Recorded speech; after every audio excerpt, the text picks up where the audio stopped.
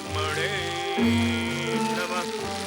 ओम ब्रह्मणे नमः। ओम ब्रह्मणे नमः। ओम ब्रह्मणे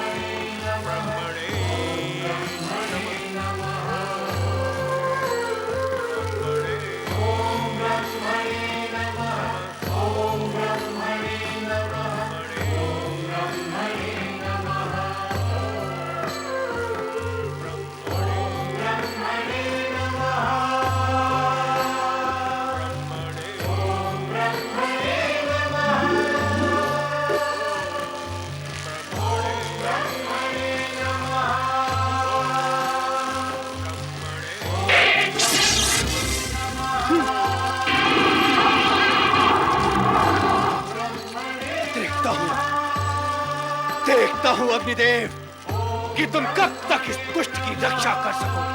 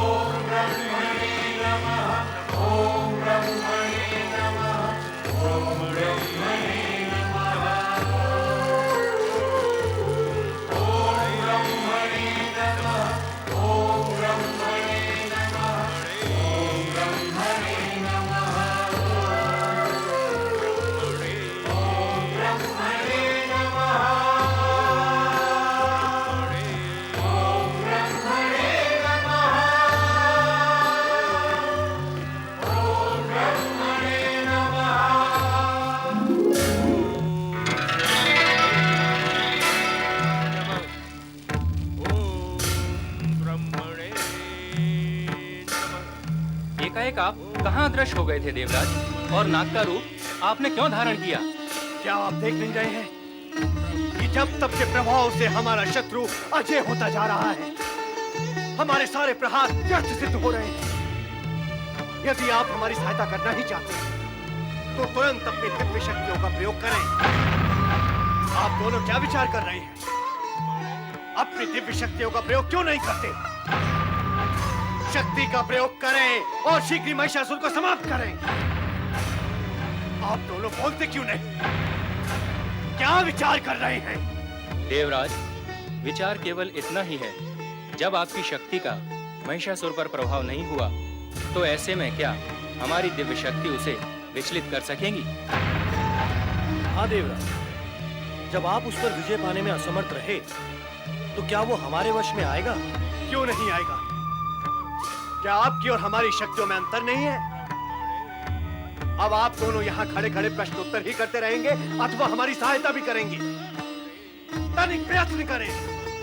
आपकी आज्ञा मानकर हम प्रयत्न भी कर लेते हैं देवराज।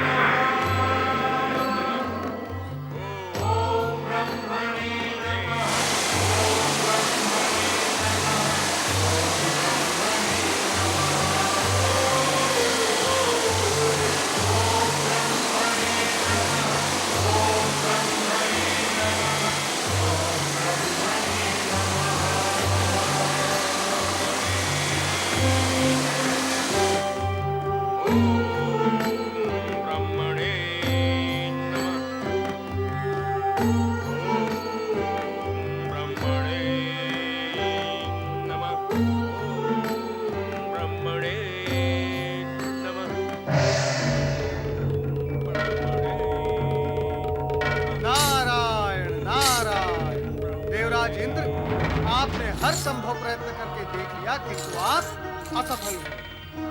और मैं अब आपसे यह भी स्पष्ट कर दूं कि आपकी सारी चेष्टाएं व्यर्थ सिद्ध होंगी। नारायण नारायण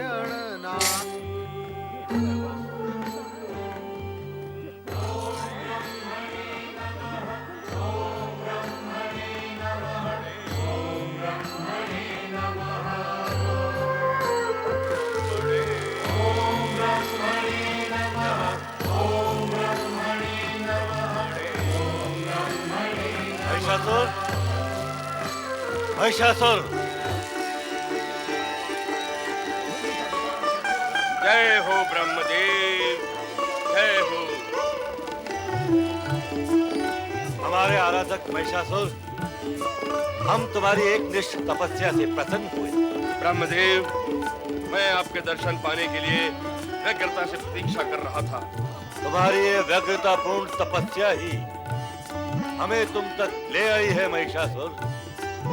कहो, क्या चाहिए तुम्हें? मैं अमर होना चाहता हूँ ब्रह्मदेव। अपने पितामह और पिता की भांति मैं मरना नहीं चाहता। यदि मेरी तपस्या की शक्ति को आप स्वीकार करते हैं तो मुझे अमरता का वरदान दीजिए। महिषासुर, तुमसे पहले सभी दानव तपस्वियों ने हमसे अमरता का ही वरदान मांगा था, किंतु आज तक हमने ऐसा वरदान किसी को नहीं दिया और भविष्य में किसी को देंगे भी नहीं। तुम्हें भी ऐसा वरदान प्राप्त नहीं होगा। ऐसा क्यों ब्रह्मदेव? इसलिए कि किसी को अमर बनाना हमारी शक्ति से परे है। जो जन्म लेता है उसका मरण निश्चित है। विधि का यही विधान है। मैंने किसी माता के उदर से जन्म नहीं लिया है ब्रह्मदेव। मैं अपनी माता और पिता की चिता से प्रकट हुआ हूँ। चिता में भी तुम माता के कारण ही प्रकट हुए थे। प्रकट होना और जन्म लेना पर्याय शब्द हैं। जिस क्षण तुम प्रकट हुए थे उसी क्षण तुम्हारे मरण का समय निश्चित हो गया। तुम जैसे वीर दानव को मृत्यु से भयभीत होने की कोई आवश्यकता नहीं है महिषासुर। तुम दानवों में अति असाधारण दानव हो और सदा असाधारण जीवन ही जियोगे। अमरता के अतिरिक्त तुम जो वरदान मांगोगे तुम्हें मिलेगा। आप सत्य ही कह रहे हैं ब्रह्मदेव। मरण से भयभीत होना हम दानवों को शोभा नहीं देता। अब यदि आप दे सकते हैं तो मुझे मनमोहक व्यक्तित्व, अपार शक्ति, इच्छानुसार रूप धारण करने की क्षमता तथा इच्छा से सेना, अस्त्र शस्त्र प्रकट करने का सामर्थ्य प्रदान करें। इस जगत में देवता, दानव एवं मानव कोई भी मेरा संहार करने में समर्थ ना हो।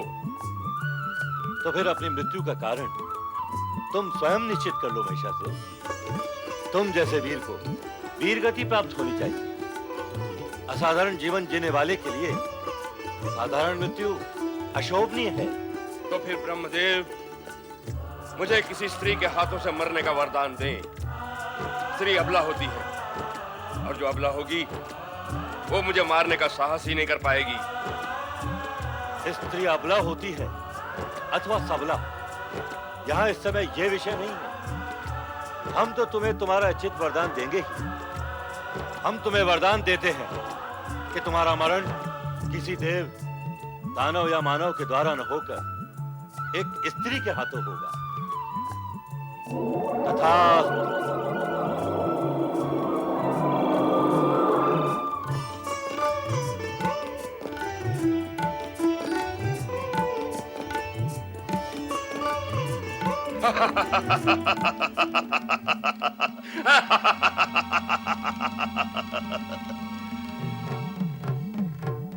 मुझे अपनी वरदानी शक्ति को परखना चाहिए। मनमोहक व्यक्तित्व,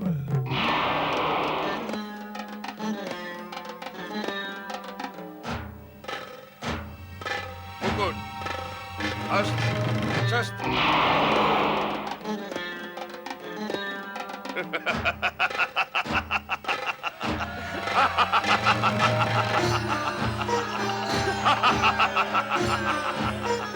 महाबली महिषासुर की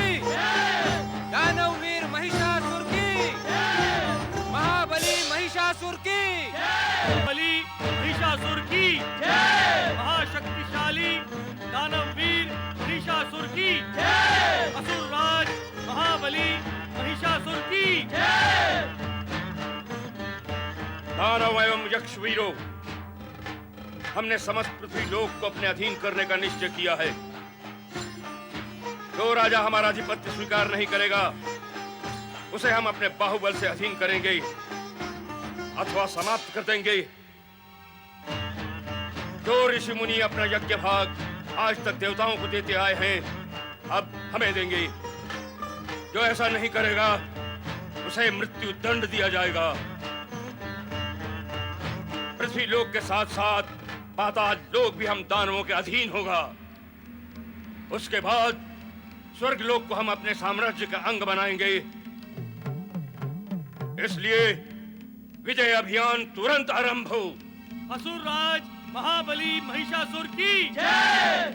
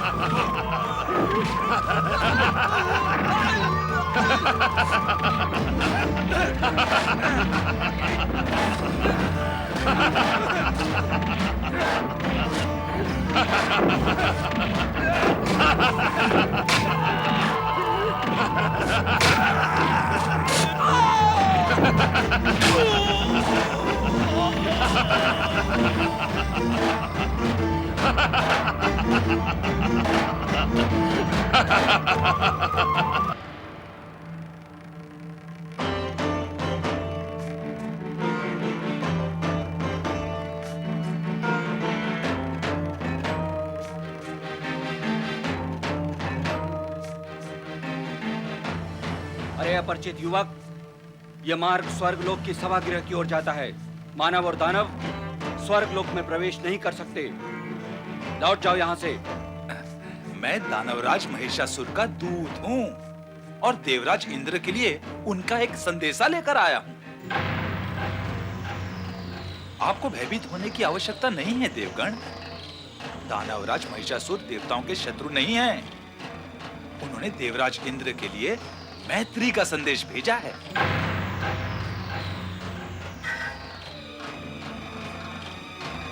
यदि आप मुझे देवराज से नहीं मिलने देना चाहते हैं तो मैं लौट जाता हूं और अपने स्वामी से कह दूंगा कि देवराज आपसे मिलना ही नहीं चाहते। किंतु यह सुनकर दानवराज महिषासुर क्या करेंगे, इसकी कल्पना आप कर ही सकते हैं। दानवदूत, अरे अरे, आप उधर कहाँ जा रहे हैं? तो किधर जाऊं? आप हमारे साथ आए अपना मैत्री संदेश देवराज को सुनाने के लिए। अर्थात आपकी सहमति और स्वीकृति है कि मैं देवराज इंद्र से मिलूं? ना होने का कोई कारण ही नहीं है। आप आए हमारे साथ।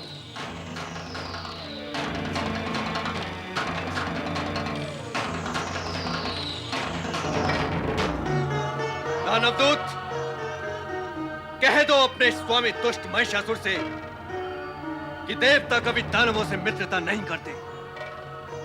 क्या कभी किसी युग में ऐसा हुआ है कि देवताओं ने दानवों से मित्रता की हो? तो यह अब कैसे संभव होगा? दानव मित्रता के योग्य है ही नहीं।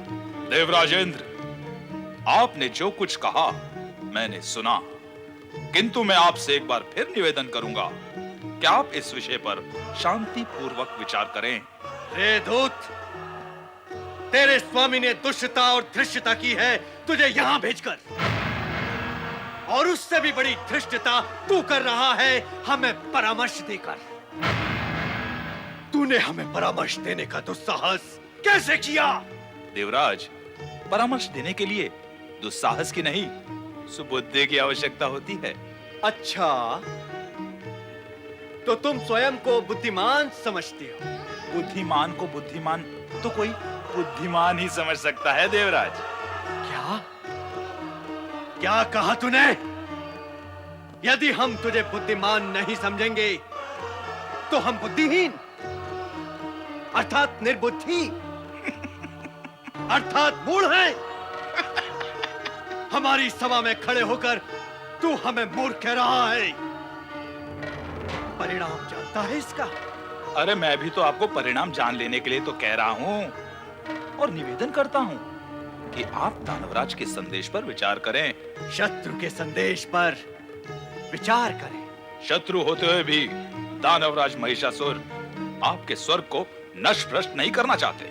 क्या तुम्हारे दानवराज के चाहने से हमारा ये स्वर्ग नष्ट भ्रष्ट हो सकता है?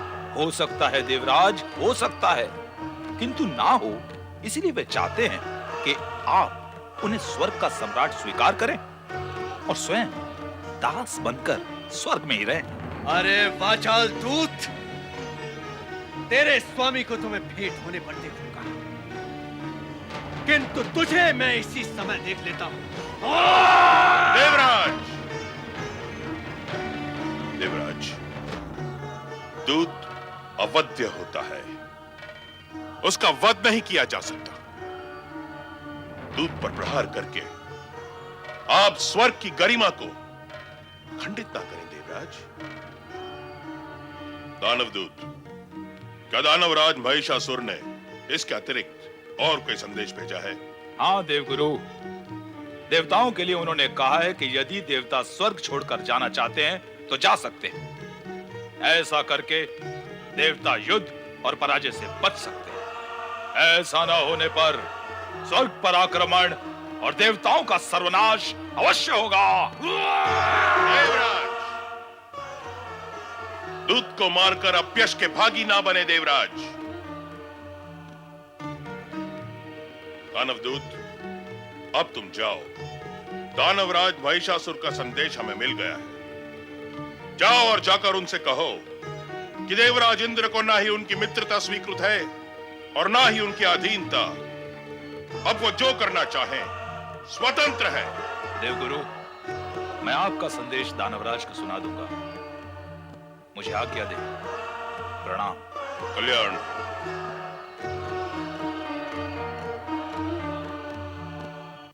देवराज, अब महिषासुर द्वारा स्वर्ग पर आक्रमण निश्चित है। वो अपना अपमान सहकर चुप नहीं बैठेगा। देवगुरु, किंतु हमने तो उसका अपमान किया ही नहीं। ऐसा आप सोचते हैं और आपका ऐसा सोचना भी उचित है, किंतु वो ऐसा नहीं सोचता, क्योंकि वो दानव है और दानव की सोच में अहंकार एवं दुष्टता घुली हुई होती है। वो जब किसी वस्तु, स्थान अथवा प्राणी को प्राप्त करने की अनादिकार चेष्टा करता है और यदि उसकी प्राप्ति उसे नहीं होती तो वो उसे अपना अपमान ही समझता है और अपमानित होकर हिंसक और आक्रामक हो जाता है। यही स्थिति महिषासुर की भी होगी। आपने उसका अपमान नहीं किया, केवल उसकी अधीनता को अस्वीकृत किया है। यही अस्वीकृति उसके अहंकार को स्पर्श कर अपमान ही बन जाएगी देवराज। तो अब हम क्या करें देवगुरु? आपको तुरंत देवताओं के शुभ चिंतक ब्रह्मा, विष्णु और महेश से सहायता की याचना करनी चाहिए। दानव वीरों, हमें स्वर्ग पर आक्रमण करके अभिमानी इंद्र और उसके साथी देवताओं को अपना दास बनाना है। हमारे वरदानी सिद्धि के बल पर आप सब हमारे साथ स्वर्ग में प्रवेश कर सकते हैं। हमें किसी भी स्थिति में स्वर्ग पर अधिकार करना है। स्वर्ग से देवताओं को बहिष्कृत करना है? दानवराज महिषासुर की जय।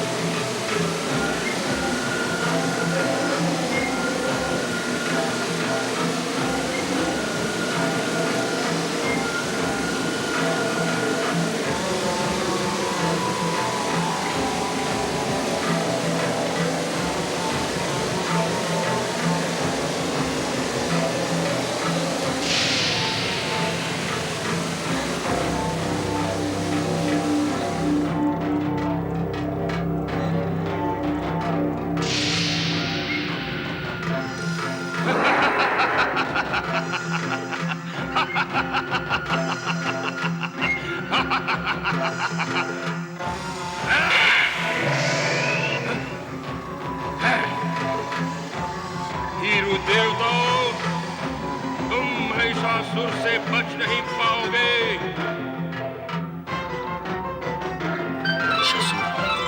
तेरी योजनाओं को हम कदापि फलीभूत नहीं होने देंगे। असुर सेना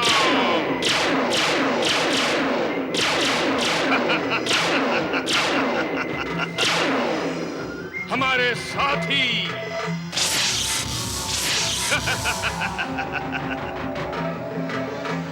बड़े चलो स्वर्गलोक। महाशक्तिशाली दानवराज महिषासुर की असुराधिपति महाबली महिषासुर की ओम नमः शिवाय, ओम नमः शिवाय, ओम नमः शिवाय, ओम नमः शिवाय, ओम नमः शिवाय, ओम नमः शिवाय, ओम नमः शिवाय।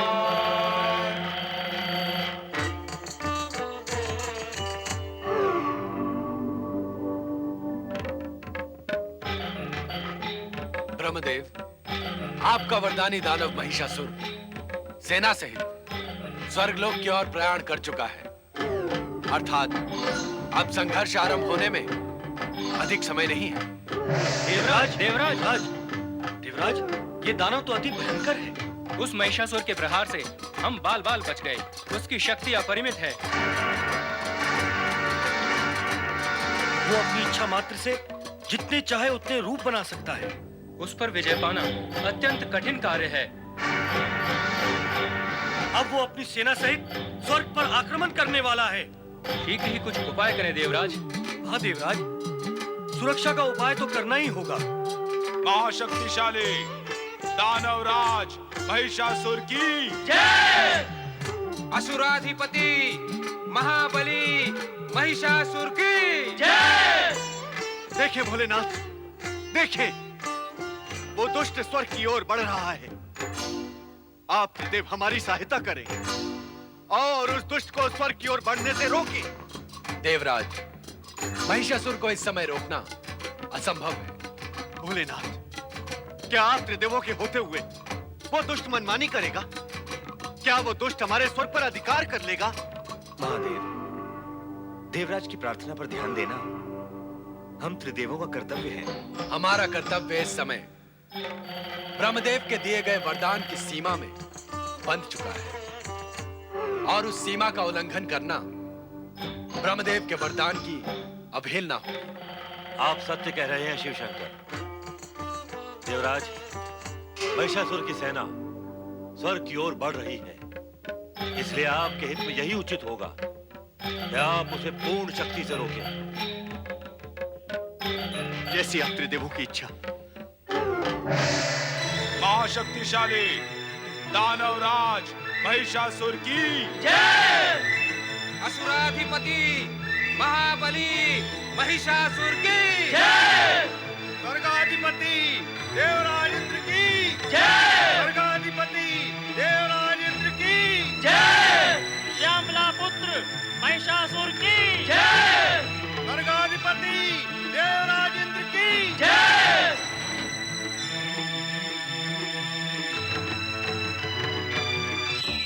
यही ठहर जा दुष्ट महिषासुर। हट! देवताओं की शक्ति अभी तूने देखी नहीं है।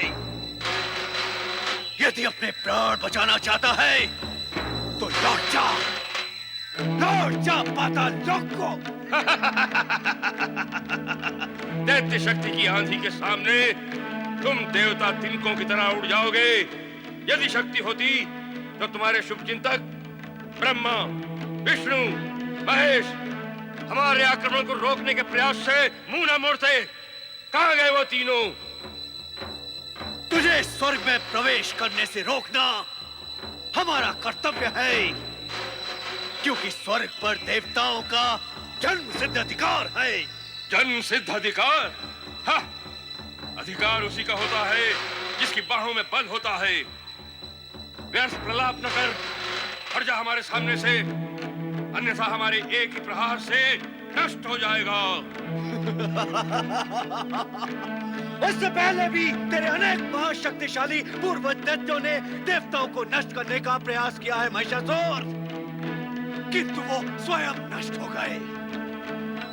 अब तेरी बारी है। हाँ, आक्रमण! संग्राम!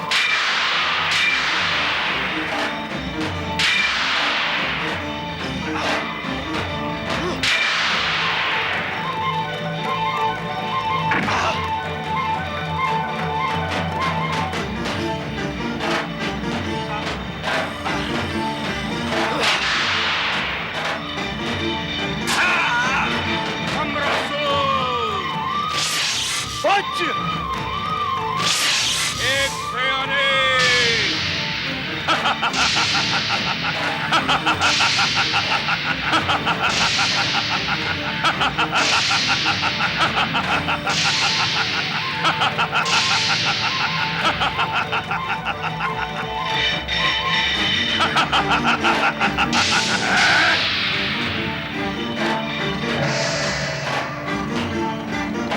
स्वर्ग विजयी दानवराज महाबली महिषासुर की जय। महाबली महिषासुर की जय।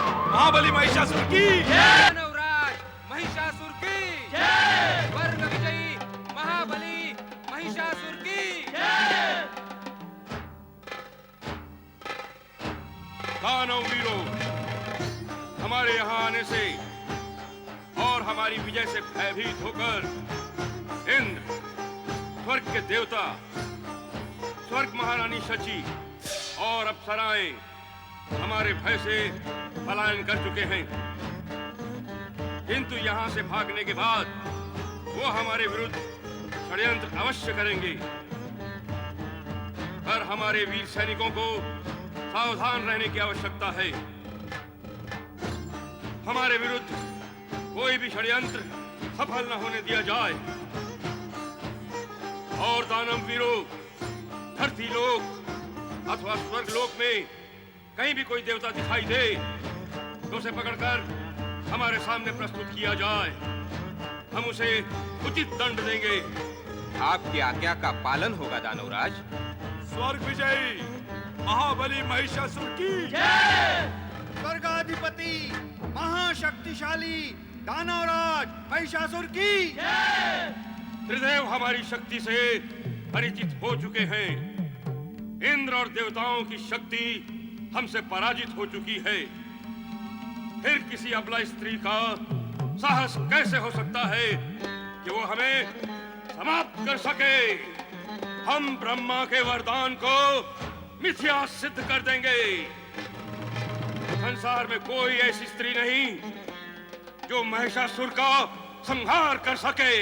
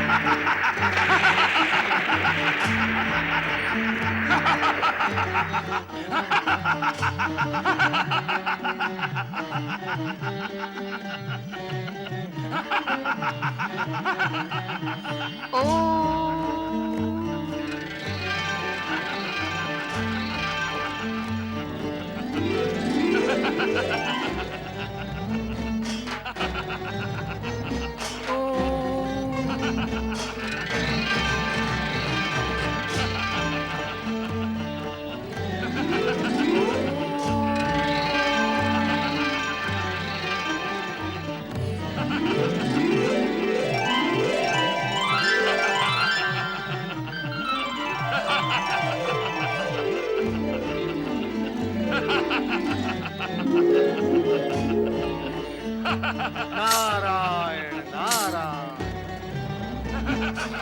परिस्थिति को देखकर ऐसा आभास होता है कि दुष्ट महिषासुर का अंत अब निकट ही है।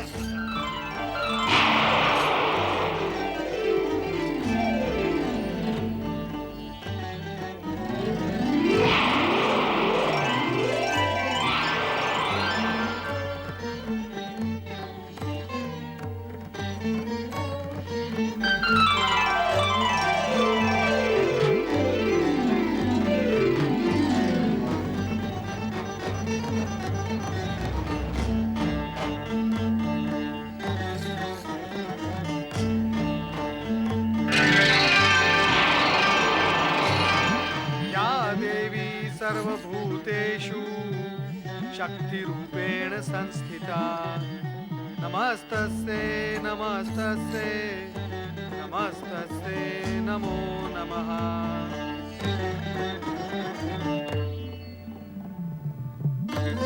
मैं धन्य हुआ मातृशक्ति, मैं धन्य हुआ। मैं आपकी कृपा से अनुग्रहित हुआ हूँ। माताओं, अब वो समय आ गया है जब महिषासुर का वध तुरंत हो ही जाना चाहिए। संपूर्ण जगत को ये दिव्य संदेश सुना दो नारद कि त्रिदेवियों की सम्मिलित ज्योति का ये प्रकाश पुंज शीघ्र ही जगत को प्रकाशित करेगा। अज्ञान, आतंक और अत्याचारों का अंधकार छिन्न भिन्न होगा। मातृत्व की स्नेह धारा संपूर्ण जगत को आनंद विभोर करेगी तथा दुष्ट शक्तियों का अंत होगा।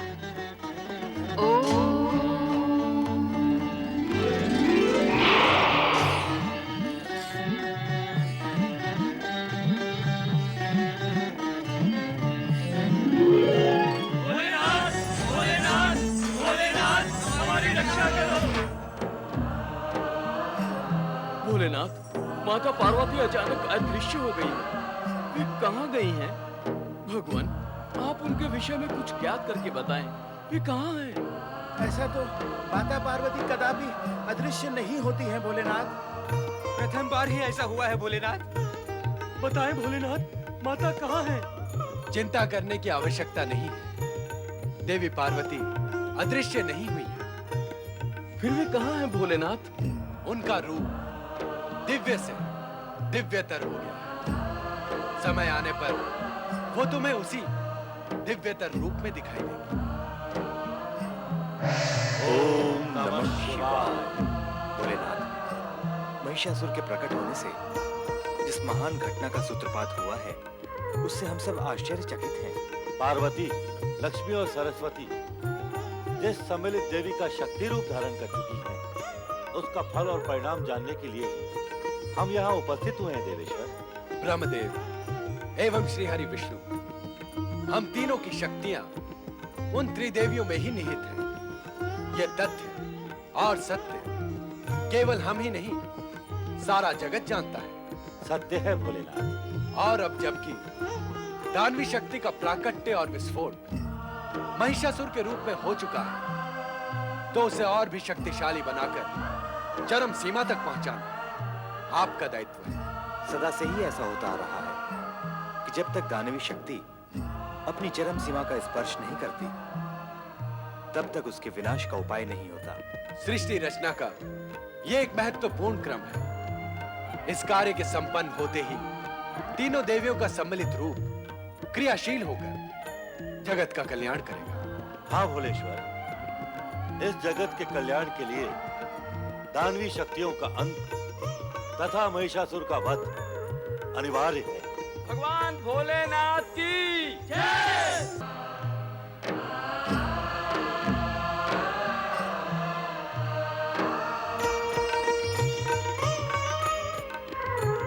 ब्रह्मदेव और श्रीहरि, आप दोनों के आने से अब हमारा चिंतन सरल हो जाएगा। कैसा चिंतन भोलेनाथ? हम महिषासुर को स्वर्ग प्रवेश से न रोक सकने के कारण चिंतन कर रहे थे। क्या यह विवशता हम त्रिदेवों के लिए चिंता का कारण नहीं है? भोलेनाथ, इस विवशता के मूल में मेरा महिषासुर को दिया गया वरदान एक विशेष कारण है, किंतु इसके साथ साथ एक सत्य ये भी है कि दानवों का उत्थान भी शिवेच्छा से तथा सृष्टि के नियम विधान के अनुसार ही होता आया है। पहले भी दानवों ने बल प्रयोग से पृथ्वी तथा स्वर्ग पर आधिपत्य स्थापित किया और उनका ऐसा करना ही उनके पतन और सर्वनाश का कारण बना। फिर भी इससे पहले हम कभी इतने विवश तो नहीं हुए ब्रह्मदेव। भोलेश्वर, आप भली भांति इस सत्य से परिचित हैं कि महिषासुर का अंत अब अधिक दूर नहीं। ब्रह्मदेव के वरदान के अनुसार जिस स्त्री शक्ति द्वारा महिषासुर समाप्त होगा, वो ज्योति स्वरूप में विराजित त्रिदेवियों का ही दैवी स्वरूप होगा। अब हमें उनका ही आवाहन करना चाहिए।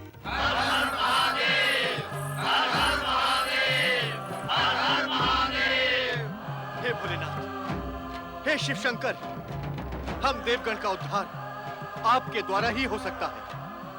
आप ही उस महाशक्ति का आह्वान कर सकते हैं जो माता पार्वती, लक्ष्मी तथा सरस्वती के रूप में इसी अवसर के लिए किसी अज्ञात स्थान पर विराजमान है।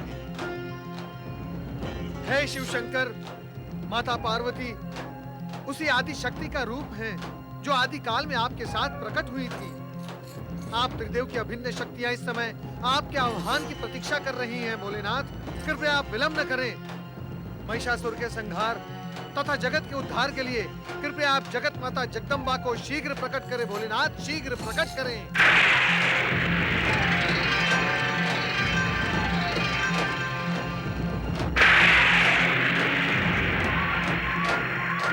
आदि शक्ति, महाशक्ति, परम शक्ति, जगत माता जगदम्बा का अवतरण हो, अवतरण हो।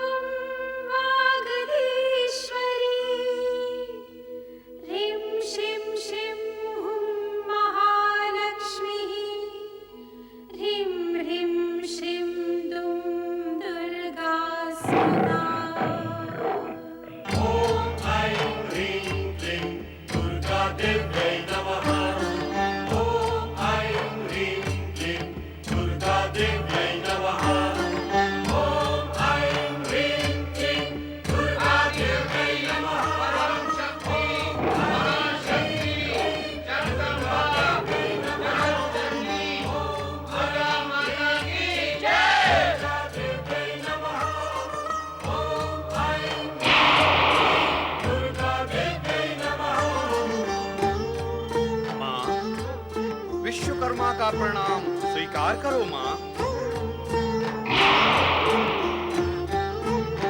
हे जगदम्बे माँ, यमराज का प्रणाम स्वीकार करो।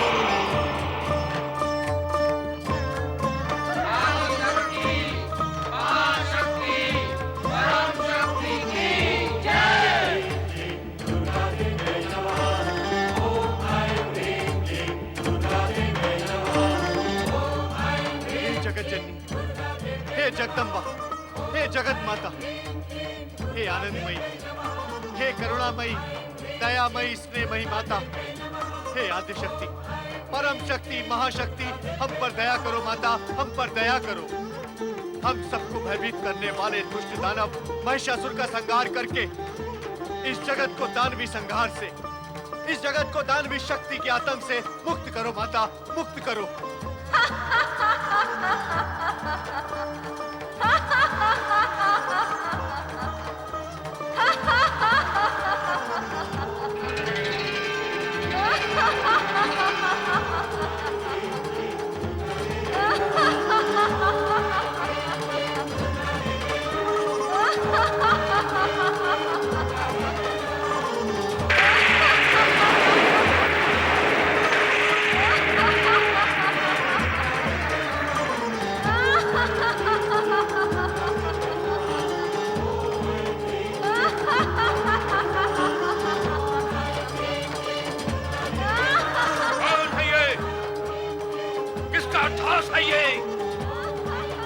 ये जो हमारी शक्ति को चुनौती दे रहा है? कहो, कौन है ये?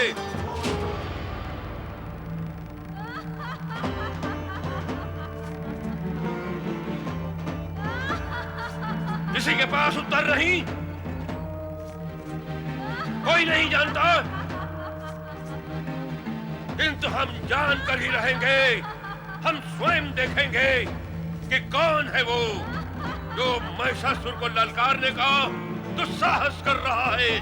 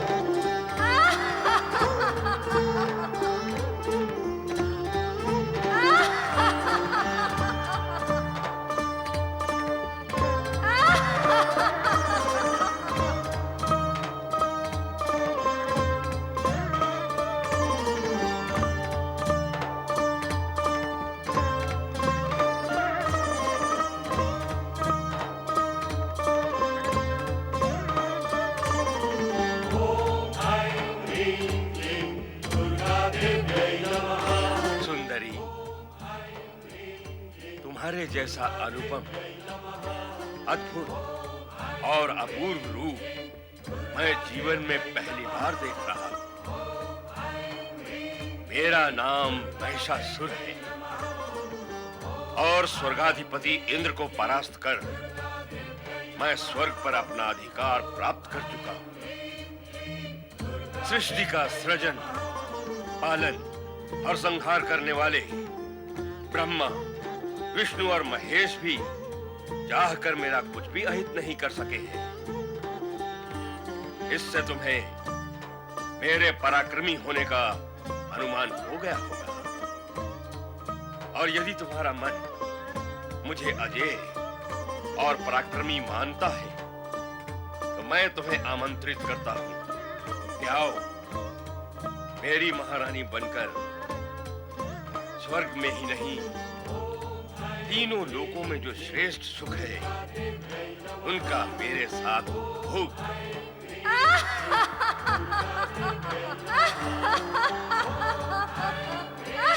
तुम्हारा अट्टहास भी तुम्हारे रूप की भांति मन को मोहने वाला है। दुर्बल मन के प्राणी भले ही तुम्हारे अट्टहास से भयभीत हो जाएं, किंतु हम दानव, जिनकी उपस्थिति मात्र से ही प्राणी भयभीत हो जाते हैं, तुम्हारे इस अट्टहास से प्रसन्न हुए हैं।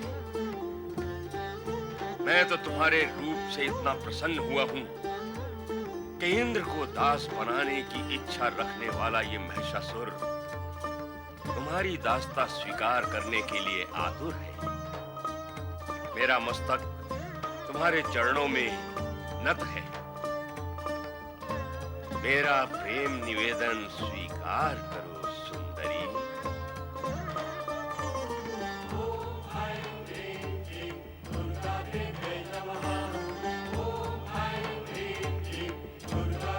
मुझे तो ऐसा प्रतीत होता है कि तुम मेरे लिए ही प्रकट हुई हो सुंदरी।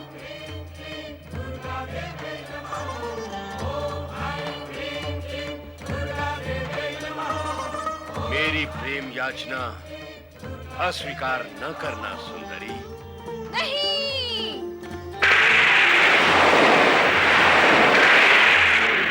परम पुरुष परमात्मा के अतिरिक्त अन्य कोई पुरुष मुझे अभिष्ट नहीं है, क्योंकि मैं उन्हीं परमात्मा पुरुष की प्रकृति हूँ।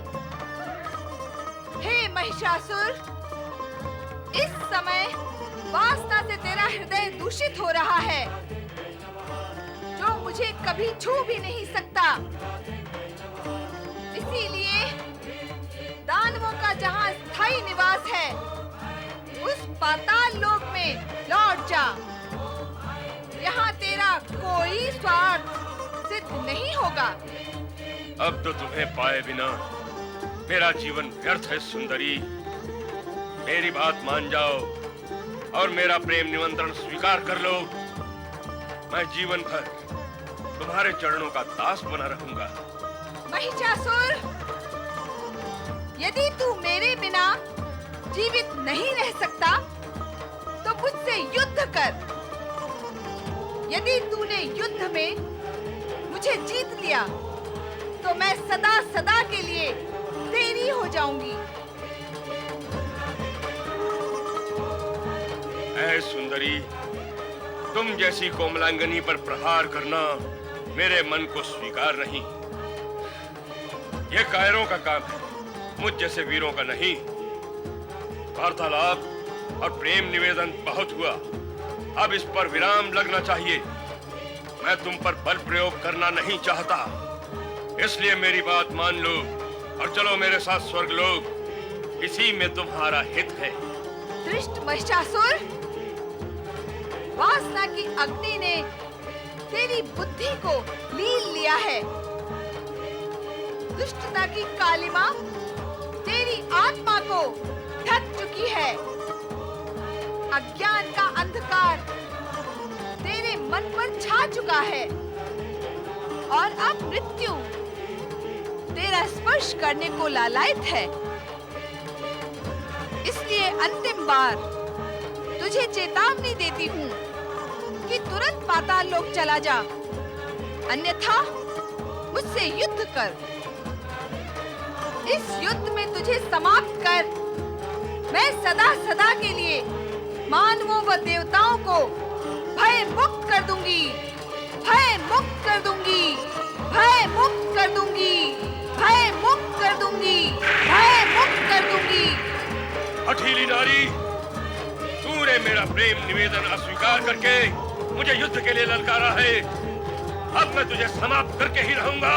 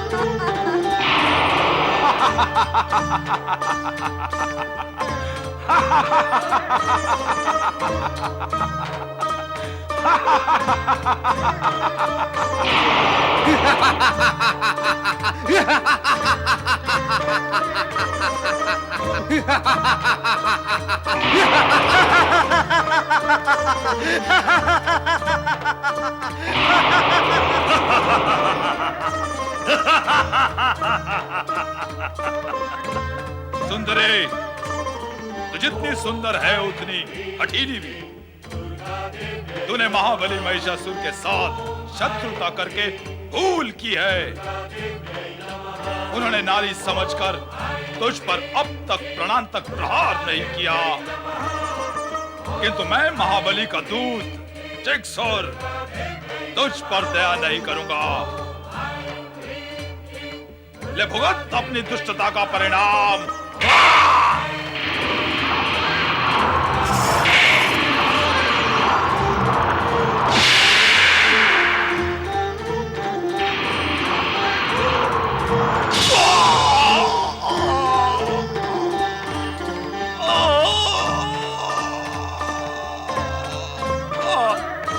तूने जिक्सूर का अंत कर दिया, किंतु अब असीलोम तेरा अंत कर देगा।